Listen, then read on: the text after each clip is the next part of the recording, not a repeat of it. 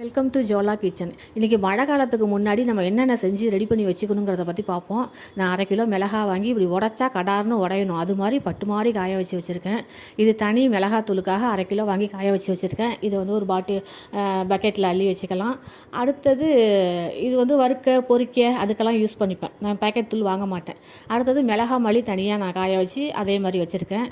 1 kilo மல்லி, 3/4 kilo மிளகா, 100 மஞ்சள். வேறு எதுவுமே நான் இதில் சேர்க்க மாட்டேன். கடலப்பருப்புலாம் சில பேர் சேர்ப்பாங்க, சோம்பு, மிளகுலாம் சேர்ப்பாங்க. அதெல்லாம் நான் சேர்க்க மாட்டேன். தனித்தனியாக தேங்காவில் குழம்புக்கு தகுந்த மாதிரி எந்தெந்த குழம்போ அதுக்கு தகுந்த மாதிரி நான் சேர்த்து அரைச்சிப்பேன். இதை நல்லா பட்டு மாதிரி காய வச்சுருக்கேன். அதையும் ரெடி பண்ணி வச்சுக்கலாம். கடலப்பருப்புலாம் மிளகாத்தூளில் சேர்க்கும்போது குழம்பு கெட்டியாக போயிடும் சீக்கிரம். அடுத்தது பேக்கெட்டில் 1 கிலோ பேக்கெட்டில் கோதுமை வாங்கி வச்சுருக்கேன். கோதுமையை நான் தனியாக காய வைக்கலாம் தேவையில்ல, பவுனு மாதிரி காய வச்சே வச்சுருக்கேன். பேக்கெட்டில் இருக்குது. அதை அப்படியே கொட்டி நம்ம அரைச்சிட்டு வந்துடுவோம். இப்போ எல்லாம் ரெடி பண்ணி வச்சுருக்கேன் பாருங்கள். இதை மில்லில் கொடுத்து அரைச்சிட்டு வந்துடுவோம். நல்லா கலகலன்னு காஞ்சிருக்கு.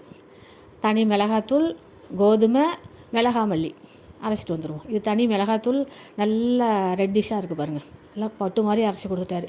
இது மஞ்சத்தூள் கலந்ததுனால சத்த மஞ்சளாக இருக்குது. இது 5 கிலோ கோதுமை, இன்னும் கொஞ்சம் கூட இருக்குது. இது வாளியில் பத்தலன்னு தனியாக பிடிச்சிட்டு வந்துட்டேன்.